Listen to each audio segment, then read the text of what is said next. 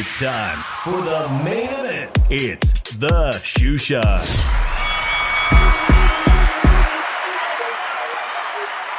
¿Qué onda, vatos locos?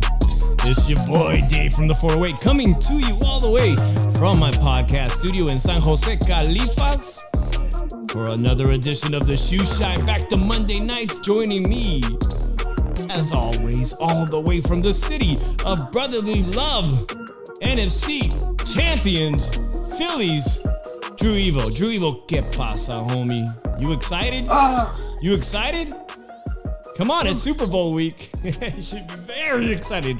Or are you nervous? Número 3, Super Bowl. Número dos, Super Bowl. Numero dos, you've been here before. I'm sure all of the city of Philadelphia is very, very excited. I'm excited to be here on Monday night back with the Shoe Shine. Thank you to everybody that's joining us.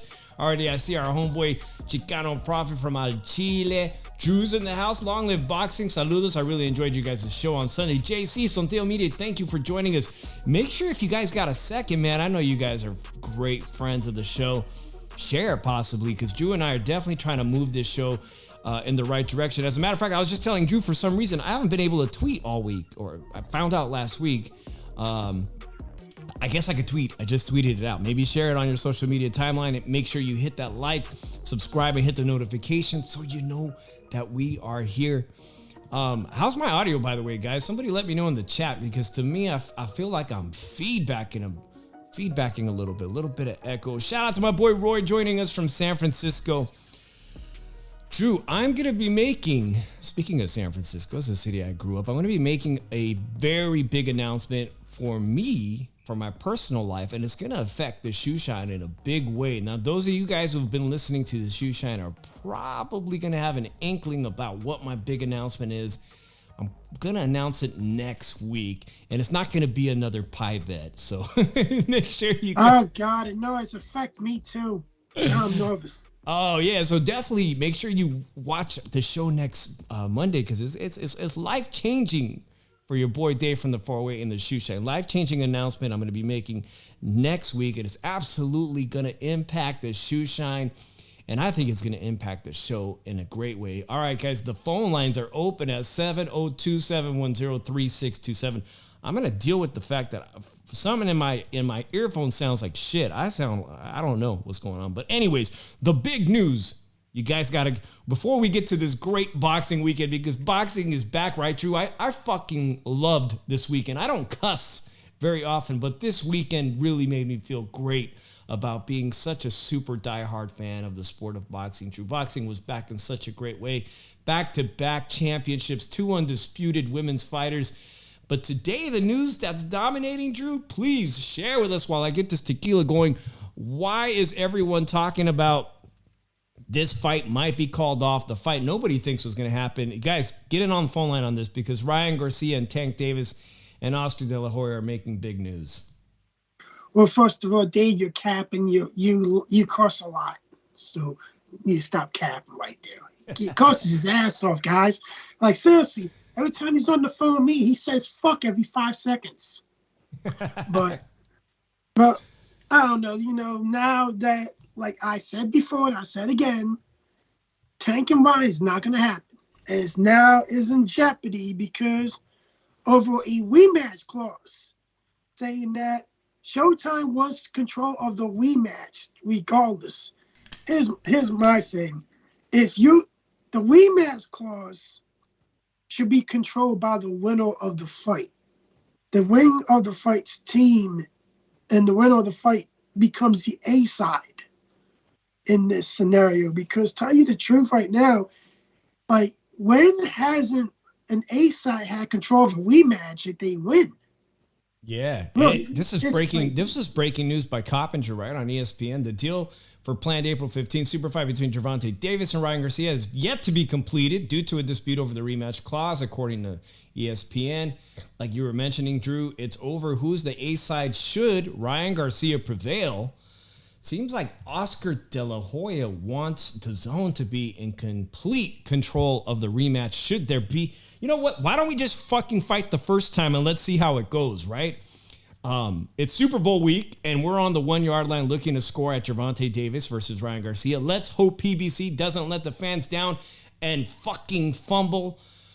By the way, Drew, can you see what's going on there with Oscar De La Hoya? Because can we give the Golden Boy a shout out? Oscar De La Hoya turned 50 years old this weekend.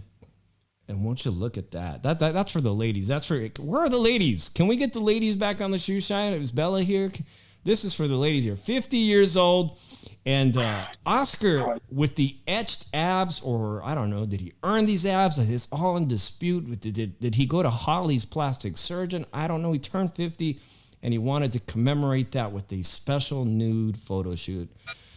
Oh. We all know the ladies come on the shoe shine for me. That's number one. You can get that picture of with a bunch of fucking guys in this fucking chat. Oh, man. So there's no ladies in the room to let us know. How you feeling with that 50-year-old photo shoot, all right? How do you feel about that? And I know somebody's going to ask me, Dave, take off your fucking shirt. You're in your 40s. Take off your shirt. And why don't you show us what you're working with? And for that, I have to say no. By the way, guys, I'm going to be drinking the rest of this one. This is Herradura Añejo Cristalino, which I actually am a huge fan of this one. And next week, I'm bringing out the big guns for my announcement, Drew. I'm bringing out some very expensive tequila. So if you guys want to drink with me or call me in, make sure you do that next Monday. All right, Drew. What's going to happen with this fight? Does anybody believe that this fight is going to be held up on a rematch clause? Because this April 15th date is right around the corner. There's no venue. Last week, I was hearing shit that they think they're going to be able to get the Raiders Stadium, Allegiant Stadium in Las Vegas. Nobody has done that yet. Not Tyson Fury, not Deontay Wilder, not Canelo Alvarez. And now the fight might not even happen, according to theyese sources. The fight's not happening. I told you guys this fight's not going to happen. It's going to be held up to Heyman wants control. Showtime wants full control of this. And, they don't want to do no joint pay-per-view. They don't want to do no joint production with their own because they think it's helping them make money and everything. Look at it like this. Oscar cannot let this happen because he has an exclusive deal with DAZN. So DAZN has to have some type of input, has to have some type of business with this fight because Ryan is just a big draw on DAZN. So, this fight's not going to happen. And for people who say, yeah, it's going to happen, it's going to happen, guys, stop giving your hopes up. Seriously, because you're going to go into a private room, cry for a little bit. Somebody tells you, hey, told you it's not going to happen, man. And stop wasting your breath in the midst of your life arguing about this shit. Seriously, it's all crap. At the end of the day, the fight's not going to happen. They're going to go back to fighting. They're going to go back to bringing up guys from 2 weight classes down or a weight class below and fight them. And that's how it's going to be. Let you kind of preface, it's weird that there's such a blatant issue that is unresolved. That should have been settled by now. And with that date of April 15th looming, I'm shocked too, man. Well, should I be shocked? Not really, right? We're not shocked. I don't think they're going to make it. I don't think April 5th, there's just not enough time. Yes, they could be training. I believe Ryan Garcia is training in Florida for this, but, nothing is cemented. The contract's been sent over there, and they're still negotiating this and that. Drew, I saw a funny-ass picture on Twitter. I have to share this one. This is when the fight will be made. Oh, it wasn't that one. Oh, that's great. Just don't show another Oscar De La Hoya picture. Is it this one? There it is. It'll be made when Errol Spence fights Terrence Bud Crawford, and they'll probably look like this, right? That's how typically it is in boxing. Oh, you finally get this fight when homeboys are 40 years old or approaching their late 30s. I thought that was funny. Who knows if it's going to be made? If you guys want to chime in on this, don't be shy, guys. Call us the number 702-710-3627. Will the Ryan Garcia tank bullshit be settled in time for that April 15th date? Typically, Drew, the hotels, when they have an inkling that it's for real, like MGM Casinos, which owns many properties in the city of Las Vegas, the rates will nearly double for a mega fight. So I'm not seeing any indication they think it's going to happen. What has skyrocketed are room rates for the fight between David Benavidez and Caleb Plant. That fight is for real. That fight is going to happen. Tickets are selling. They're selling. All the cheap seats are gone, guys. That fight is going to do well. And the undercard looks, I have to be honest, Drew, I'm impressed with PBC finally stepping up and making their contenders fight each other. I'm looking forward to that. Well, they got to make it happen now because Paramount is actually taking over Showtime. And Showtime might not be Showtime anymore. And now they're doing some type of budgeting cuts. They're seeing that what's going to make the cut, what's not going to make the cut. A lot of money's being wasted on the boxing and everything. We're losing money. Pro people are going to claim they're still making money, but come on now. Like, if you still think that the Tank fight did over $200K in buys, you're delusional because no one put a stamp on it. No reporter put a stamp on it that it did that much. And people claim that it was 61,000. They did not get sued. They did not get a cease and desist order. That means that the guy, like, really they don't want to challenge it because it's true, 61,000. But here's the thing: they gotta make the best guy. They gotta make the top guys fight each other now because number one, there's too many guaranteed contracts. Number two, the way you get rid of the guaranteed contracts, you match up the guaranteed contracts together. Whoever loses gets dropped. That's somebody off your payroll and everything. And after that, you keep doing that until you have a steady roster of fighters, and you can match them up with. PBC is in a corner. They got them start making good fights now, or else Paramount's going to cut boxing out of the budget because of the business that it's doing. And Al Heyman cannot afford to lose Showtime as a provider for him because he somewhat lost Fox already. There's no HBO. HBO's been gone for almost 10 years now. Like, ESPN does top rank Queensberry events. So, like, what are you going to do? DAZN? You're going to have to match your guys up with the DAZN fighters if you're going to do business. That's how it is. So what's your next big step? Match your guys up, put out a better product. You might have to do cross-promotion business, but if it doesn't seem like that, then I hope Paramount puts the trigger on boxing or Showtime. I agree, Drew. I agree. All right, let's get into this Friday night ESPN throwback. It's like the throwback good old days to when ESPN was actually doing fights on Friday night. Friday night fights with Teddy Atlas and whatnot, and Joe Tessitore. Those were the good days. But, man, this Friday night, I want to know, does anybody know if it was on regular free ESPN or only ESPN Plus? Because these are the type of fights that bring fans to the table, new fans to the table. I'm talking about Emmanuel Navarrete making his debut at 130 pounds for the vacant WBO 130-pound championship that was just given up by Shakur Stevenson, who I think is, I saw Shakur Stevenson make who he was supposed to fight, Oscar Valdez, look like a joke in person. I went to that fight, and it was completely uncompetitive. He vacates the belt and gives the opportunity for what should have been Oscar Valdez versus Emmanuel Navarrete, and a late-minute replacement in Liam Wilson because Oscar Valdez was injured. Drew, I was desperately trying to tweet and realizing my Twitter doesn't work that I thought Navarrete was going to dispose of this guy in 6 rounds.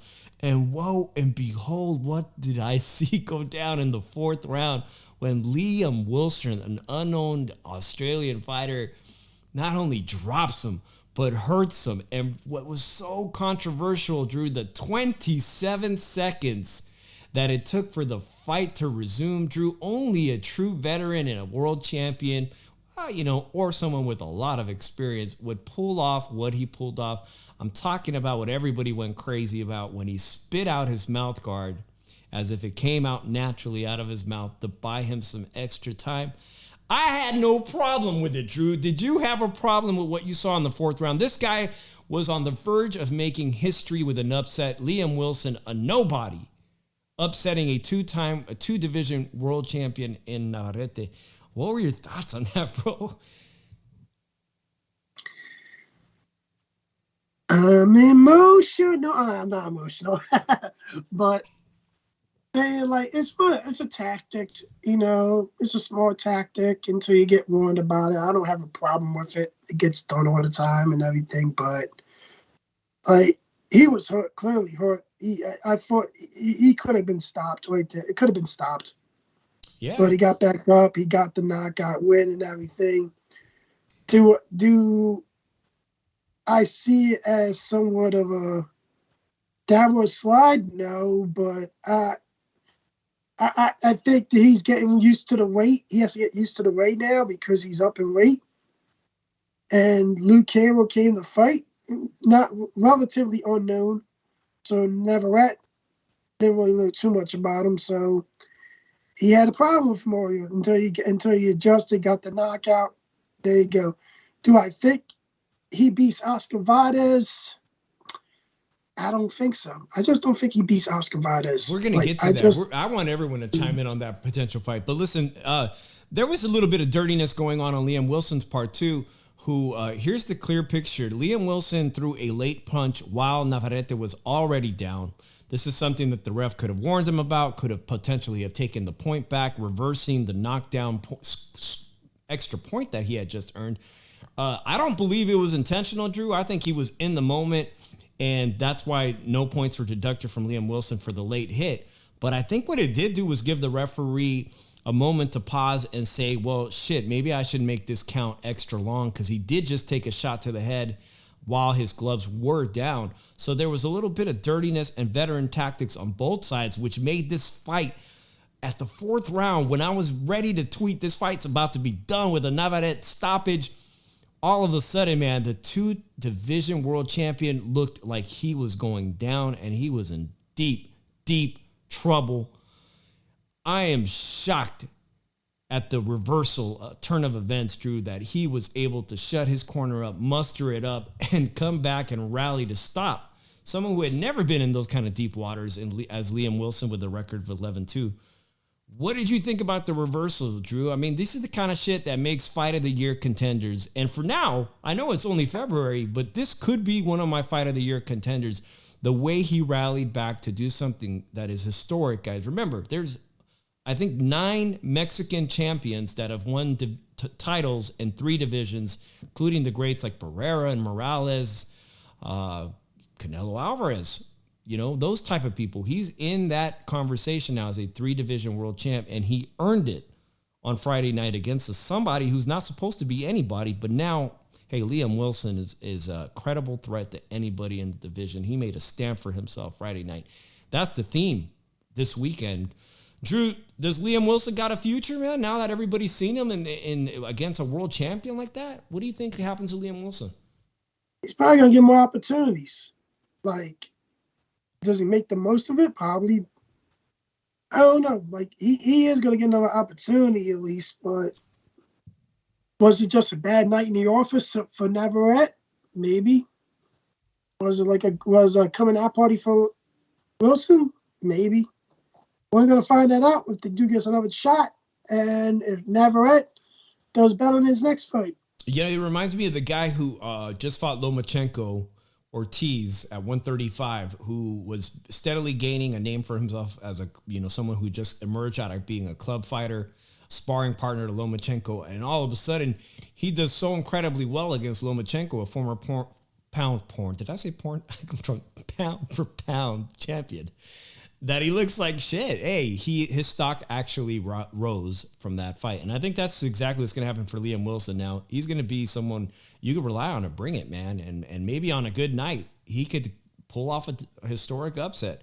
It wasn't his night Friday. He didn't seem to have the stamina.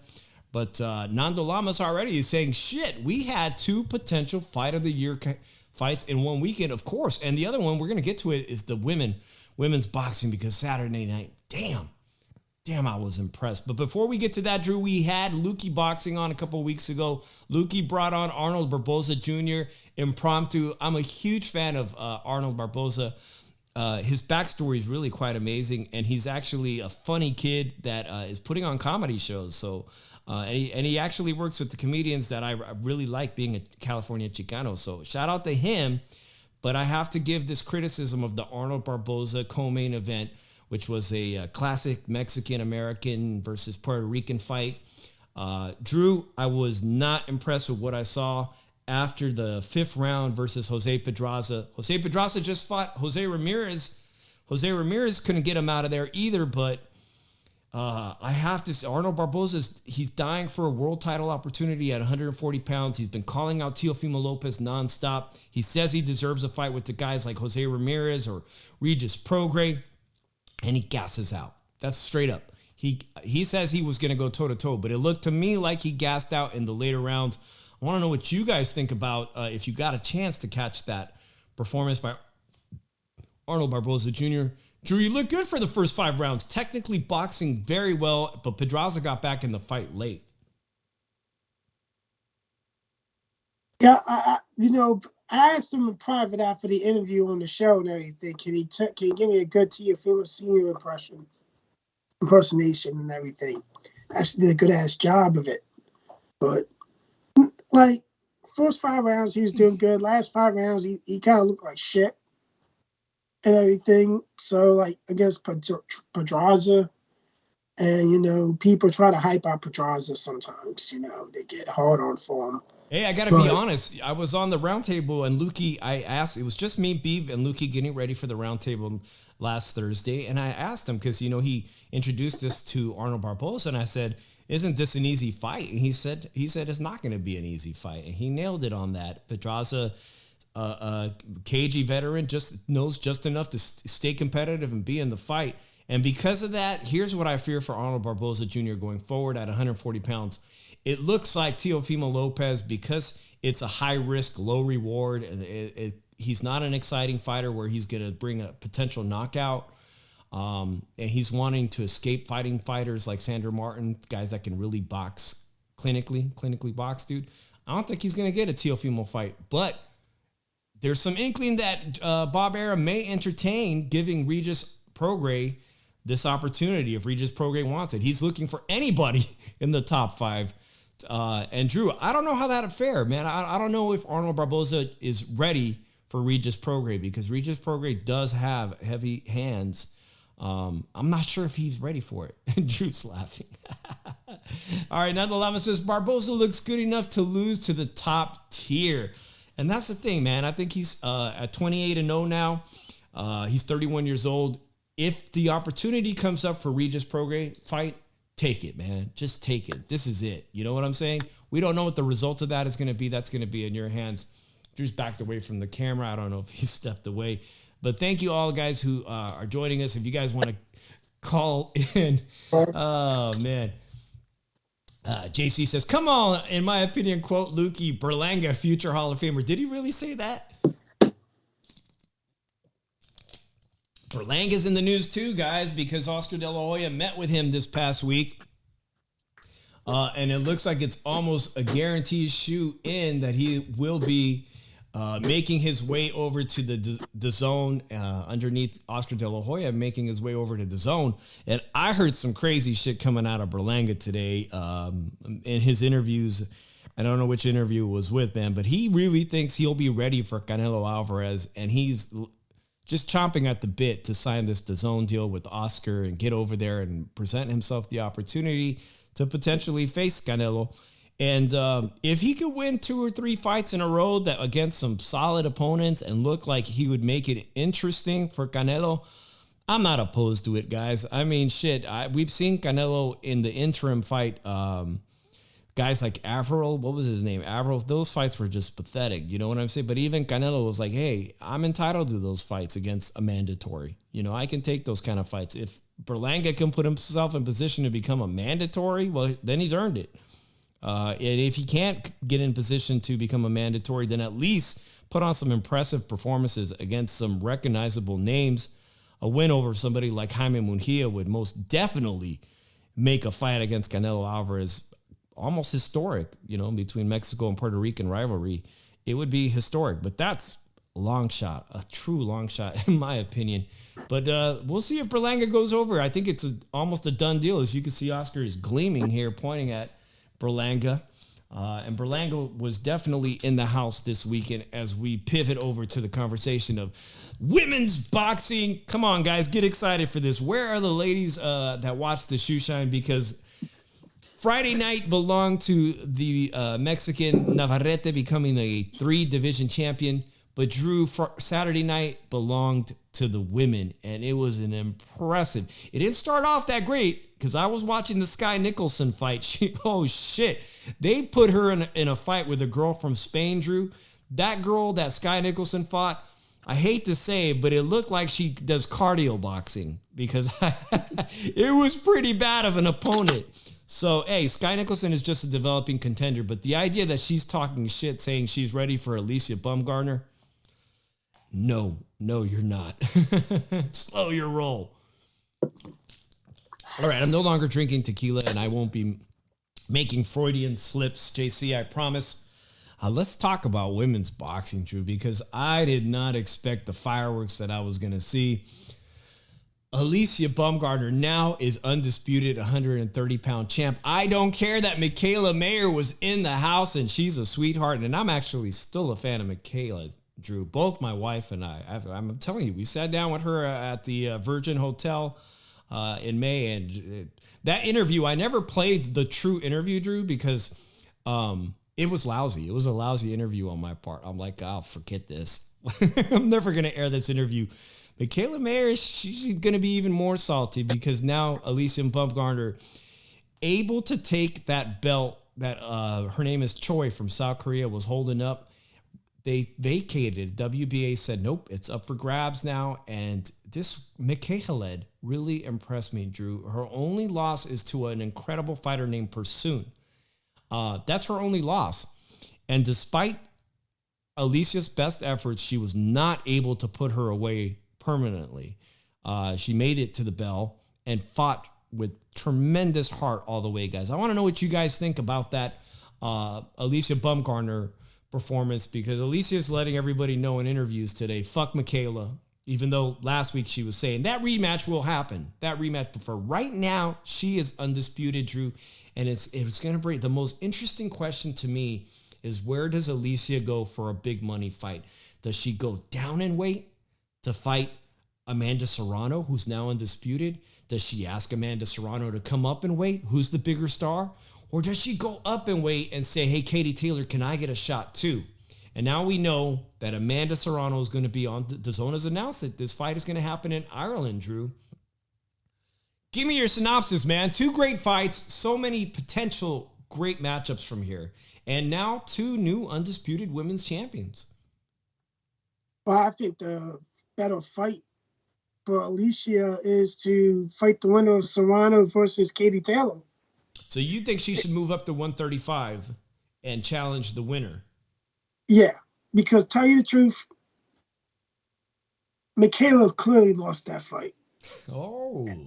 I cannot believe that she still thinks she won that fight. She clearly lost that fight. And I don't know what she thinks won her that fight, but Alicia had her heart, and Michaela was doing mostly jabs that whole fight.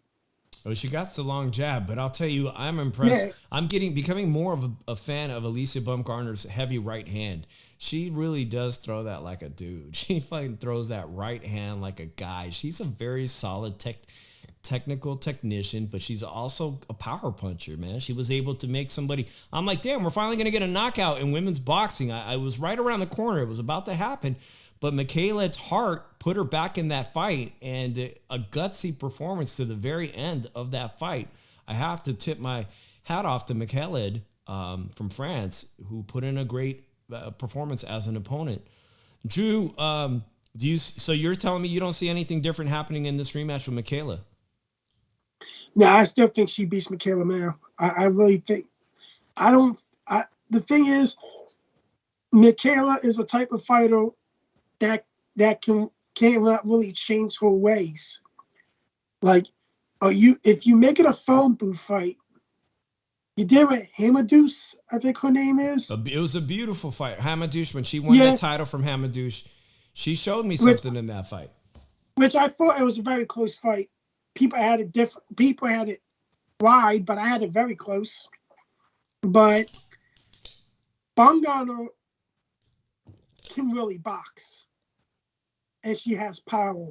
And I think that was a real big problem for Michaela.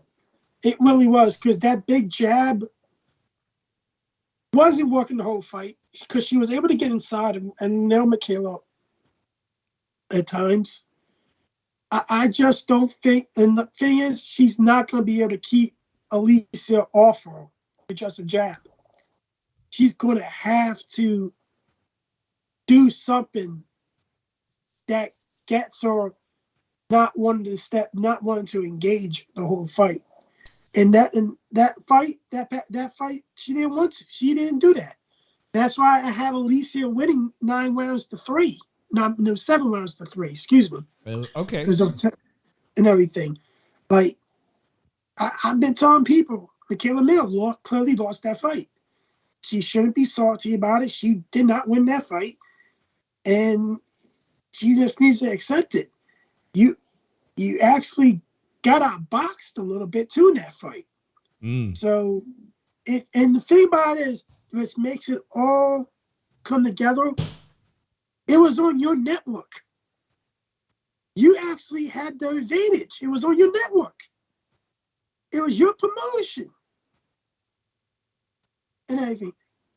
And then, no. You still lost the fight on your own network. Yeah, I want to apologize to the caller. One of my favorite callers was trying to call in, and I missed the screen. If you want to call back, this is why I pay for this phone line, and I always love to have our listeners' input. So do give us a call back at the Shoe Shine if you want to get on the phone here and participate in the conversation.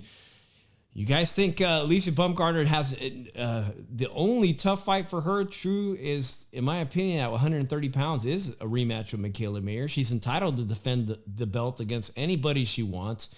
Michaela was in the house. People saw the first fight. They know it's great, but she's not going to get a crack at Amanda Serrano or Katie Taylor next, because those two will be fighting in May. So, but I don't think Alicia is going to fight in May or anywhere soon. I think her next fight probably going to be in October, if you look at it. But that fight wasn't all what it was cracked up to be. Yeah, we got a caller. Drew. Sorry to interrupt you. I think we got a call. We got the 5 and dime. Hey, what's up, Drew? What's up, Dave? I'm just listening in, man. Great conversation. Hey, I appreciate it, man. Nando, Nando, it was a great weekend, man. I know maybe you were trying to call in on the Navarette fight, which was an incredible comeback performance to win his 3rd title. Or maybe you want to chime in on the women's boxing. We're talking about Alicia and I said that like she was Mexican. Alicia and Michaela. But whatever you like, man, chime in on this. One quick thing about Navarette and his mouthpiece. Like, if you watch other sports, man, like basketball, you watch Steph Curry, right? Yeah. They'll take their mouthpiece out because it's easier to breathe without it, man. Like, when you get knocked on your butt, man, the first thing you want to do is catch your breath. I think that was more of the reason why he took his mouthpiece out, to try to get his breath, man. You know, those mouthpieces are pretty big, man. You see in other sports where they take him out in between plays, you know. So I don't think it's that big of a deal. I don't think it was for any purpose other than to catch his breath for Navarrete. Yeah, I didn't have a problem with it. I'm not sure if Drew. It's not banned. It's not a banned tactic at all. Usually, it means a warning if you're caught doing it more than once. It's a pattern. It wasn't a pattern. It was done tactfully, and it's why he's a 2-division champion, man, because you're going to take every advantage you can. By the way, I also saw something. I don't know, Drew, if you noticed this, but in the women's boxing card on DAZN, the corner, I believe, of Erica Cruz tactfully dropped and spilled a lot of water when Erica Cruz was really hurt. We're going to get to that fight. I want to know what you guys think about the Amanda Serrano-Erica Cruz fight now as we switch to that, because that was potentially, was it you, Nando, saying you saw 2 potential women's fight, 2 fights of the year? Yeah, I think I did, dude. I think the fight on Friday could be fight of the year. Navarrete versus Liam Wilson. And the fight on Saturday, man, that fight was crazy, dude. That was like a bull getting gored or something, man. That was crazy, dude. The heart that Erica lady showed, man, was awesome. And Toronto also, man, because Toronto stayed stuck in there with her because she was getting caught with a lot of punches, man. Because that Erica Cruz, man, she's really awkward. She's kind of like Navarette too, man. And those awkward fighters, man, they catch you with the punch you don't see, and it hurts, man. You know. So she was rocking Toronto here and there, man. So it was a good fight. It was competitive. I thought Toronto won the fight, but it was competitive. And it was fun. It was very fun, Drew. And you know that comparison that Nando just said? My wife even noticed that. She was like, Erica Cruz is kind of soft in the midsection, but it has these really long arms. So I know exactly what you're talking about, man. And she just puts her heads down and just starts attacking the body. If you didn't watch it, I see my friend Sarah H here from Urban AZ. Shout out to her. This thing was a bloodbath. And the courage it took for Erica Cruz to fight through all the blood. There you see Amanda Serrano. Hey, Drew, I don't know. Are you a sneaker guy? Anybody in my chat? Because yeah, I'm a sneaker guy. They brought that shit up, and I was like, she's fighting with Air Force One. She's not wearing boxing shoes. Anybody who's ever wrestled or boxed or anything like that, you know how important shoes are like that. She straight up was wearing Air Force Ones. And I don't know if that was hindering her performance. Nando, you find this strange? She was wearing basketball shoes? Look at those things. I agree 100%, Dave, because I was noticing that too. I think that might have helped Erica Cruz a lot because normally, man, Serrano's a big puncher, but it didn't seem like she could ever hurt Cruz at all. And when you got sneakers on, your feet don't have that grip for the torque on your punches, man. You know, especially in a really bloody ring like that was getting. I can only imagine that she was throwing her punches, her feet were slipping a little bit, making her lose a little bit of power, a little bit of torque on her punches. Yeah, you're right. And basketball shoes don't have the separation in the heel that typically the boxing shoe has, where there's a separation between the heel and the forefront of the shoe. But look at her shoes were just covered in blood. And Erica Cruz, as I was mentioning, she brought a belt to the table, man. It wasn't like she was fighting for a vacant belt. She was a featherweight champion herself from Mexico City. Look at the blood. This is something you don't expect. And, you know, there's a lot of fighters who can't fight through this type of blood and injury. And she fought all the way to the end. Did somebody just say LA Gear? That shit's funny. I bet them Air Force Ones was stiff ass. Were stiff as fuck. Yeah, they probably were, man. Drew, what were your thoughts on Erica Cruz? I mean, she was a featherweight champion, bringing her last belt. I believe she had the WBA belt, but not a lot of knockouts in her professional career, Drew, but just a lot of heart. This is the kind of stuff that, like, if there was a women's Rocky movie, this was it on Saturday night, for me, at least. Now, if I was to pick a fight, if I had to choose between the Navarette fight and this fight as fight of the year, I would definitely pick the women's fight. You enjoyed the Serrano versus Cruz. By a landslide.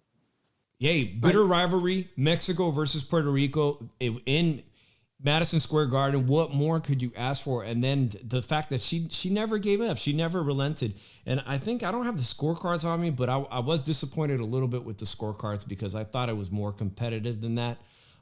There was a lot of volume coming from Erica Cruz, and she never, ever gave up, man.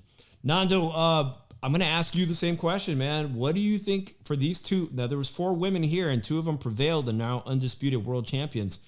Where does Alicia Baumgartner fit in this equation between these two incredible fighters with a much longer resume? I'm talking about Amanda Serrano and Katie Taylor. What does Alicia Baumgartner do? She's undisputed. She needs a huge fight. She deserves a big payday. Obviously the biggest payday for her is going to be a rematch with Michaela Mayer, right? You already have the story behind it. And I think she was kind of hoping that Erica Cruz would beat Serrano, because then she would have got to slip in there for the Katie Taylor fight, right? That's what they were talking about during the Zone broadcast, right? And so I think we're going to get Alicia Baumgartner versus Michaela Mayer. And here's another thing, too. I agree with Drew. Alicia Baumgartner is more talented than Michaela Mayer, but she's got a huge issue with her stamina, man. Like, that's the reason why she couldn't put that McCall French lady away, man. Like, she would, like, in the 8th round, I think they told her, hey, go after her and knock her out, right? She tried, like, early on in the 8th round, but she ran out of gas after, like, 6 or 7 punches and backed up off of the lady, man. You know, I think with Michaela Mayer, if Michaela Mayer ups the pace in the rematch, she might be able to steal a decision against her, man, because I don't think Baumgartner is capable of being active enough to win a decision against Michaela Mayer. You know, if somebody ups the pace and throws no punches in her. Well, that's a here's the thing. different opinion. Drew, he says he noticed Alicia gasses out. But here's the thing. If that was an issue, you would have saw it in that first match. You would have saw it in that Michaela Male matchup. If you look at it, that was a slow-paced fight, though. Yeah, but there was like barely even fighting. Everybody throwing punches in that fight. Alicia was able to make it her fight because Michaela Mare couldn't stand the power. She kept on trying to jab to get her off of her. You cannot just jab and expect to win a decision. And that's what she made Michaela do. She is trying to get her distance away from Alicia so she would not feel that power. Like, the thing about it is, if you look at it, she has stamina issues. That would have came up in the Michaela Mare fight. It doesn't matter how the fight went, it would have came up. Because, tell you the truth, Michaela Mare was hurt multiple times in that fight. There was times she backed off because she was hurt. Like, I'm sorry, I think the bigger fight for Alicia Bongano is to get the winner of Savannah Serrano and Katie Taylor. Michaela Mare needs to fight, maybe move up, maybe fight Erica Cruz, or get another marquee name. Because, tell you the truth, that fight, in my eyes, on my scorecard, wasn't close. I had it 7-3 Alicia. I think she was more accurate with her power shots. I think she was just this. This is just her fight, plain and simple. Michaela was trying to keep the distance with the jab the whole fight.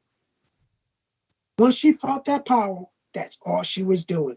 And that's really, and when she started to somewhat pick up the pace a little bit, it was too late because Alicia was picking up the pace too and still was countering her. Every time Michaela would throw a power shot and later in the fight, she would get countered. She got countered mostly the whole fight. It was like, this fight did not live up to what it was. I'm sorry, for two women that did not naturally like each other, you were going to expect that there was going to be a knockout or someone was going to be seriously hurt in this fight or a knockdown. It wasn't. Alicia hurt her, and Michaela was trying to keep the distance the rest of the fight, and until late when she tried to pick up the pace and got counter still. That's what I saw. I don't want to see. I'd rather not see a rematch right now until Alicia gets her crack at the winner of Serrano versus Katie Taylor, because I think either one of those two fights would be an awesome fight, and I give her a really good shot at beating both of them.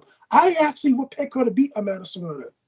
You know what I found shocking was Ring IQ on the roundtable also picked Alicia to beat Amanda Serrano, and I think that the power in Alicia that now I've really come to believe in Alicia's power, powerful right hand. I think maybe she does edge out Amanda Serrano. I think Amanda Serrano's been in too many.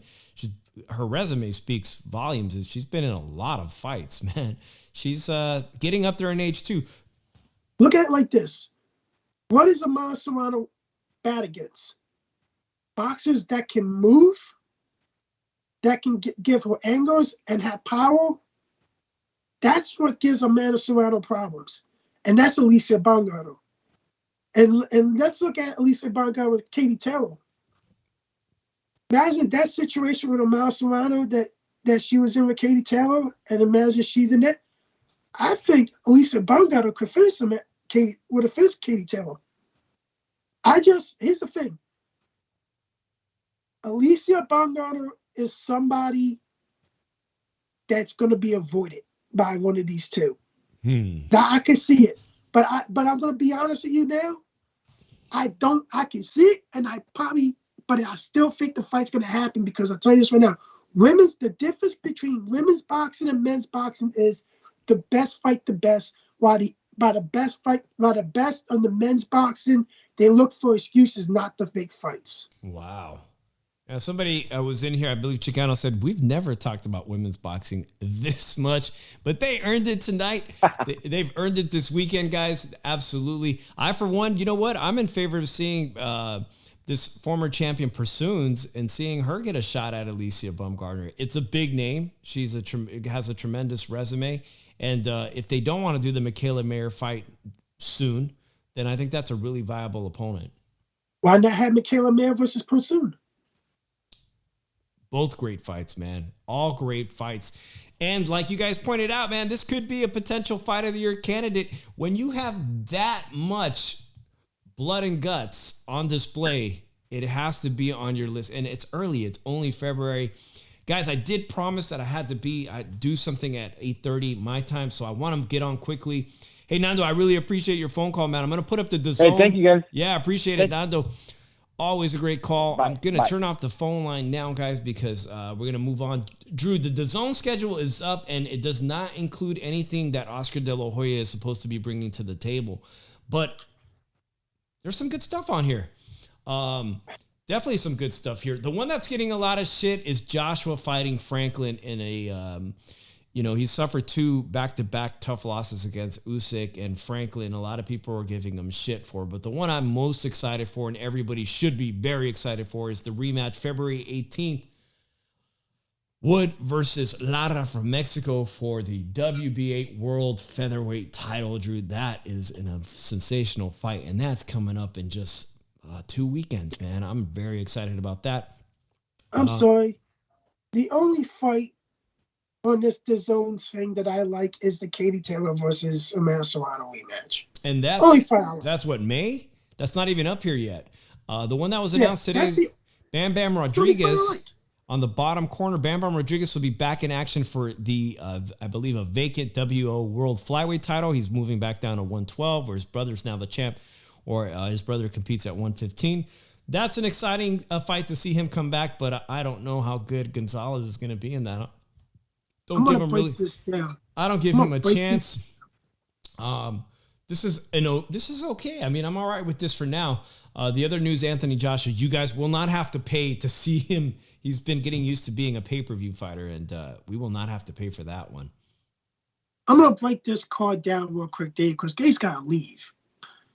The Law fight is okay. Kale Smith's fighting probably like a step-in fight. Franklin, they're matching AJ up with Franklin because they're going to spank it off. Oh, he should have beat Dillian White. He got away and everything. Who gives a fuck about this other fight in the corner? Peyton Jenkins, too. The only fights that I'm probably interested in is the Law fight and the fucking Amanda Serrano Katie Taylor fight. Other than that, it's a bullshit schedule, and you're paying for a subscription for this bullshit. Thank you very much. Everybody know, who gives a fuck about this DAZN bullshit? Because I'm going to be honest with you. The heavyweight fight that we need to be looking forward to is the Big Bang versus the Juggernaut. Oh, yeah. And that's already been made official. We talked about it on the roundtable. I'm very much looking forward to that. All the good heavyweight action that's coming up ahead. But this weekend, Drew, I got to let people know what's going on this weekend. For one, I've been very impressed with Paulie Malignaggi's venture Pro Box. And we talk about not having to pay for boxing and getting boxing out to people who may not be familiar with it or might be casual fans. But, man, when you can get something like this, going to be some action. Alejandro El Conejo Gonzalez versus Rivera. This is in Mexico City. Again, Erica Cruz that you just saw, the pedigree, the history that Mexico City fighters have. Pro Box will be there February 8th in Mexico City. And what's wonderful about Pro Box, Drew, is that they have an enhanced package for pennies. You can watch it on their app or you can watch it for free. And the last time I was on that shit, 800 people were watching and chatting at the same time. And they have a great commentary team. So you got this for free this week, Pro Box on YouTube. That's not bad. And also the boys over at Thompson Boxing this weekend, Beto Duran and Dougie Fisher are fantastic commentary team.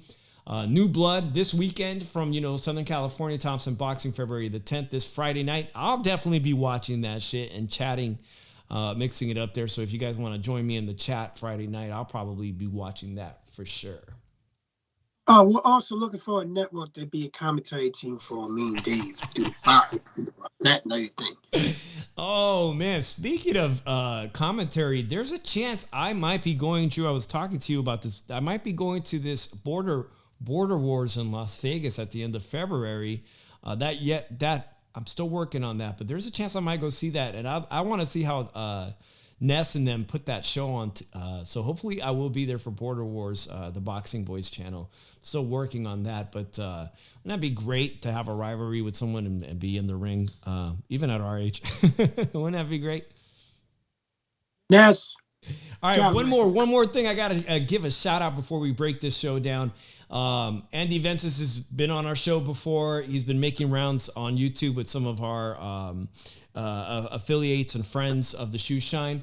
Andy Vences will be fighting. This is great, man. This is something that I've been calling for a very long time. Of course, he lost a very disheartening fight. His last time, Top Rank gave him one more shot, even though he had lost his contract. Emily, who I believe is the manager of David Benavidez, is him, her, and some other people are putting together San Francisco Fight Now at the Cow Palace. He will be the headliner, featuring a lot of Northern California talent, February 18th. The big announcement I'm making next week has a lot to do with whether or not I can even be around for this fight. And I've been calling to see fights back in San Francisco. Andy El Tiburon Vences is looking to rebuild his career and headline this card in San Francisco. If anybody's going, let me know from Northern California that you're going to this. There's a good chance I still might be in town that weekend to go check this out. I definitely want to go and support my boy Andy El Tiburon Vences. And you guys can support him too by checking out his YouTube channel, because he's been putting out some fantastic content, Drew. He puts up fight advice. He's putting on training tips. He's putting on old fights and analyzing his old performances. And, you know, he breaks it down, man. I think he's going to do really, really well on YouTube. Even after his boxing career is officially over. Nando Lama says, I pantsed out at the Cow Palace once. I've got some stories at the Cow Palace. Drew, did you know the Cow Palace I used to go there and DJ rave festivals? You remember those things? Raves, they call them EDM parties now. But that's where we used to go do that. I have to ask Nando, did you check your pockets after you woke up? Oh, man. Hey, it was a great weekend for boxing. I've been calling for this shit to make me feel good about being a crazy boxing fan, for being a complete fanatic. People wonder why we love the sport so much. And weekends like this, bring it back to the forefront for me, Drew. Bring it back funky, you know what I'm saying? It's Super Bowl weekend. You can't expect too many major promotional companies to be trying to compete with all the activities of Super Bowl. And Drew, nobody called to make a wager against you. I had someone lined up that was a Chiefs fan. She did not call. So you do not have to take on any bets. Does Drew Evo have a prediction for this Sunday? 31-20 Eagles. 31-20 Eagles. Does anybody else have a prediction? Drop it in the chat. Do you think Drew will be gloating on Monday? Drew, if they win, are you going to go to the parade? I'm actually going to a Super Bowl party downtown I'm going to a hotel Super Bowl party. Nah, I like the sound of that, man. Well, shit, Taking Drew. Downtown over. Give me your final thoughts, Drew, on what we saw this weekend and Super Bowl weekend coming up ahead as a Philadelphia guy. Well, I'm going to say a couple of things real quick, and then we're going to end the show like that.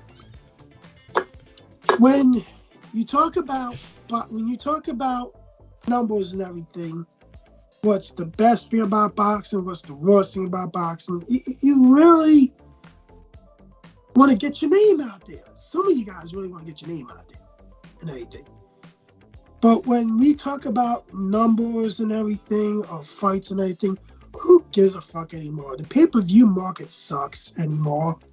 The legal streams take over now. It's mostly the fanboys that watch the streams anyway, and then arguing it. And then people want to bring up cable providers, numbers and everything. Who cares? I don't give a fuck. Like, there's no real fact that what the numbers are, because are you going to take your time out to sue somebody for saying the wrong numbers and everything? No. at the end of the day, people bullshit every fucking day. But I'll tell you this show keeps it 100. See? 100.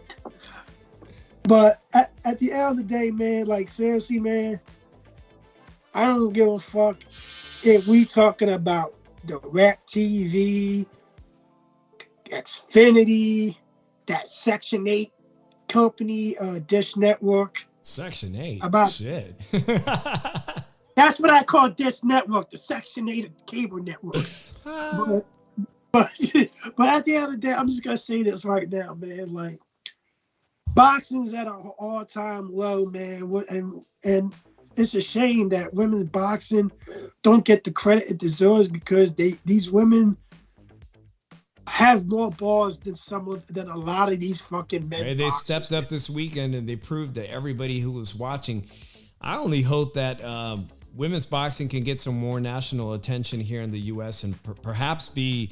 I know that ESPN has recently got a crop of women's boxers. I just would love to see Amanda Serrano and like what we saw Alicia Baumgartner on free TV.